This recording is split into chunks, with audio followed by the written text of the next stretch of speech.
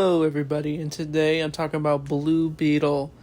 So this came out back in summer something, but I gotta say this ain't my favorite DC movie, but there's a lot I respect about this movie for sure.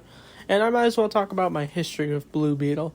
So I wasn't too into the character, but I think the character concept is really cool.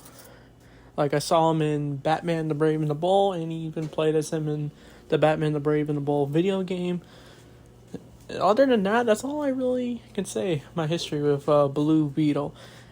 But I like the concept of, like, Jaime Reyes getting the Blue Beetle scarab, because that's what it is. It's an alien tech that is attached to him, and it gives him, like, an Iron Man-like suit. And I guess he has to balance his teenage life with this Blue Beetle suit, and he can fly. He has like giant laser beams. He can turn things into swords. Like, he is that cool looking up a character, and to see him get his own movie, which is surprising. And it's literally about Jaime Reyes getting this suit, but with greedy corporates trying to go after him. It's up to him to protect his family against them. And what I can really respect about this movie is, like, it actually pays homage to the actual original Blue Beetle, but, like, Jaime Reyes is totally Blue Beetle. I don't know what I was just saying, but anyway, if you don't know, the original Blue Beetle was Ted Kord. He was more in, like, the Silver Age of DC Comics, and I'm pretty sure Jaime Reyes is more popular now, but they actually create, like, an industry called Core Industries, which is cool. And I'm pretty sure the scarab in this movie is actually alien tech, but we learn about like Ted Kord's daughter, Jenny Kord, has the scarab and gives it to Jaime after he's going to a job interview where he did meet Jenny Kord, and that's where he gets the scarab with the support of his family. I feel like the other best aspect of this movie is the family. We got George Lopez in this movie, the comedian, and we got Jaime's parents, who are really wise towards Jaime and support him. But once Jaime gets the suit, it goes crazy. He's flying everywhere. He splits a bus in half. Like, that was a cool scene. And as he's discovering this, he really wants to get this suit off. But that's where he meets Jenny, and they go to her father's old lab, and it turns out, just like in the comics and other media for Blue Beetle, the scarab is permanently attached to you, and the only way to get it off is if you die.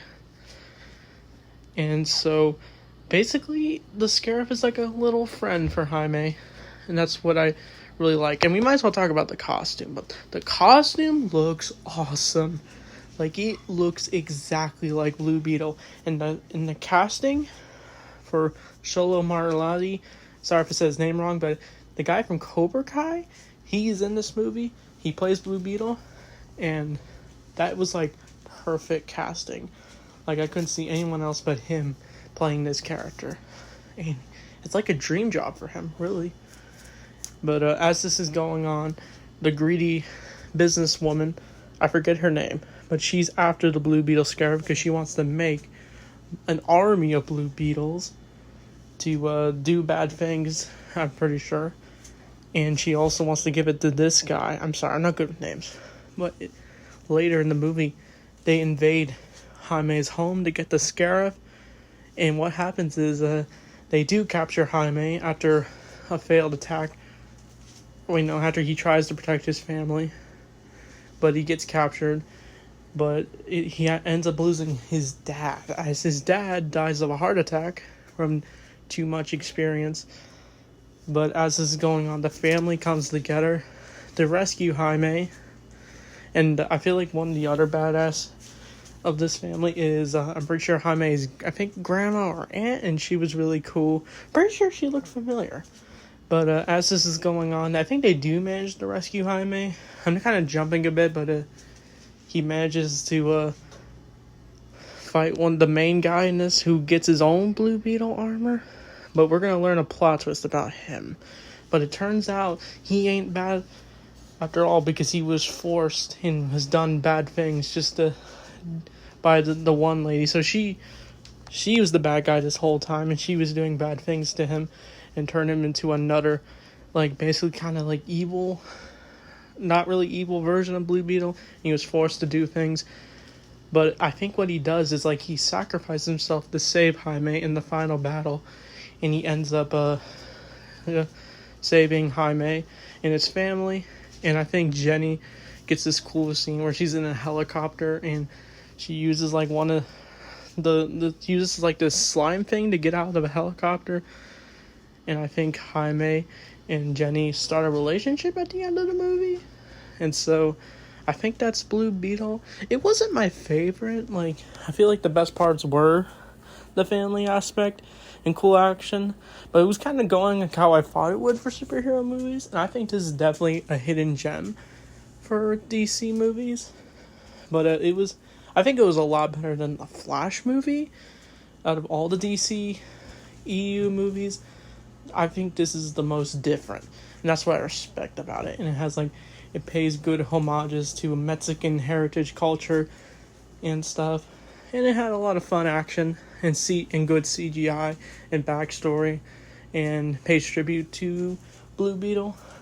And I don't know if Blue Beetle will ever return again, but it'd be fun. But I don't know what the next movie review I'm doing. I think it's the Legion of the Superheroes, the next movie in the Tomorrowverse.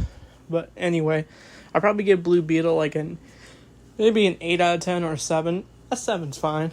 So that being said, thanks for watching, and see you guys next time.